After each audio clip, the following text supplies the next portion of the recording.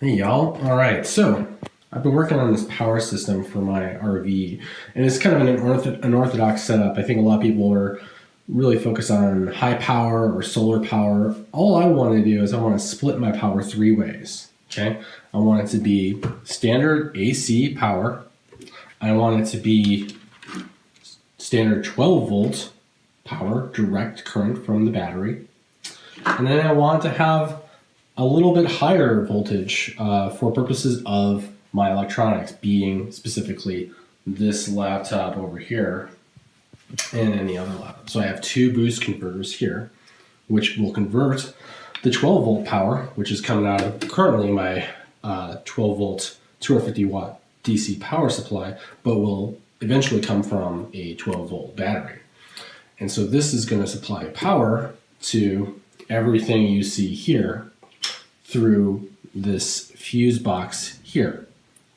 Now, the question I want to pose here is, the reason why I want to do this is that using inverters sucks power.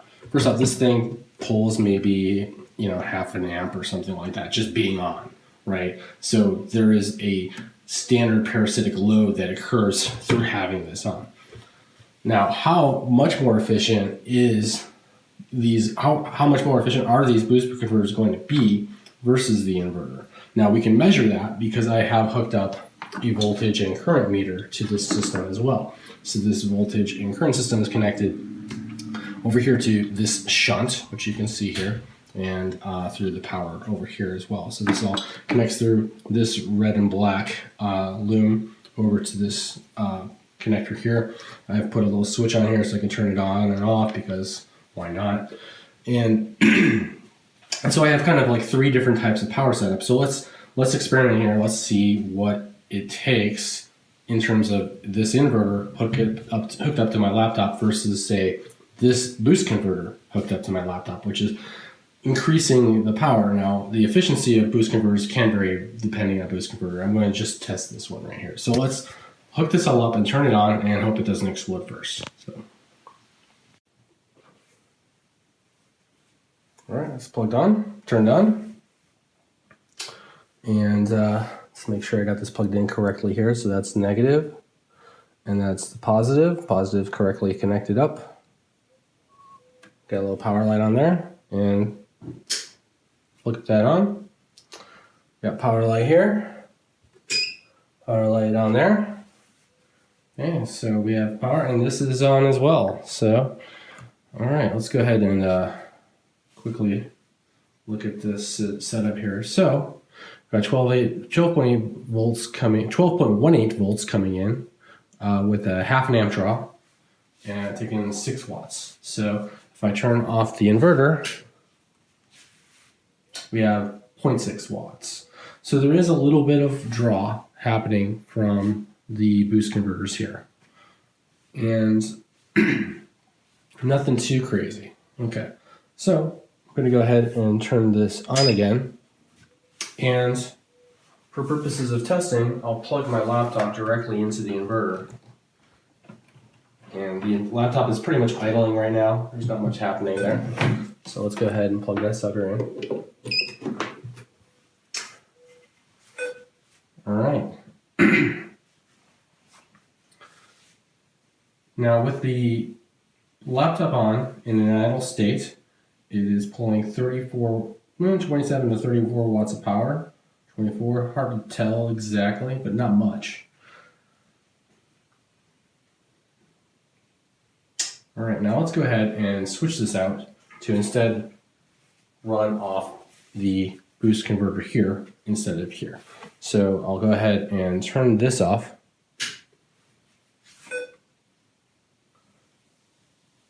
And we're down to 0.6 watts again.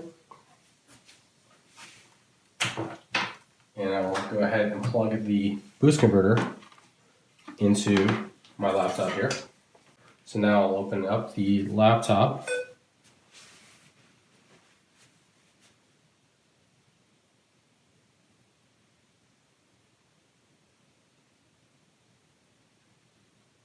All right, now we're pulling about 28 watts. 29 watts, 15 watts. Oh, okay, so it's just dropped now. Okay.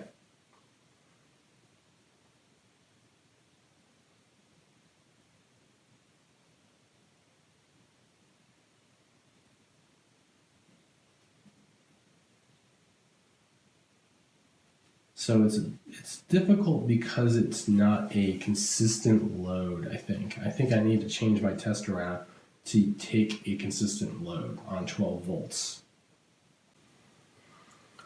All right, so now I have created a direct to the fuse block connection for 12 volt power to a DC jack.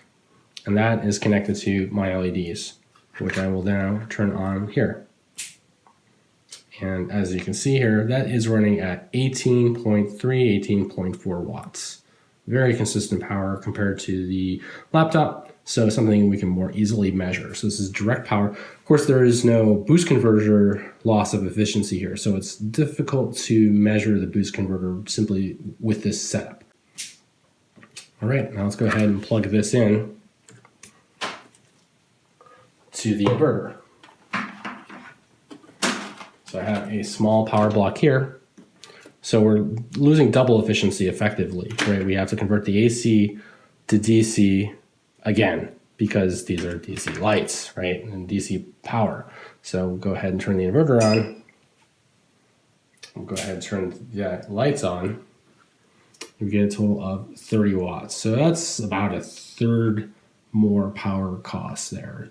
That's a lot of power considering what's going on here. There's definitely a lot of savings by going direct to the battery. So comparatively, we're losing a third of our power for the AC to DC conversion. And we could probably say that's equal to the power loss we were seeing for the laptop, because that laptop connection also has to do a AC to DC conversion. By using the boost converter to connect directly to the laptop power, we've gone ahead and saved ourselves a third of power. Now, for me, on my RV, saving a third of my battery power is significant. I am very happy to see that this setup is actually going to work out for me over the long term. It's going to give me a third more power to do whatever I want.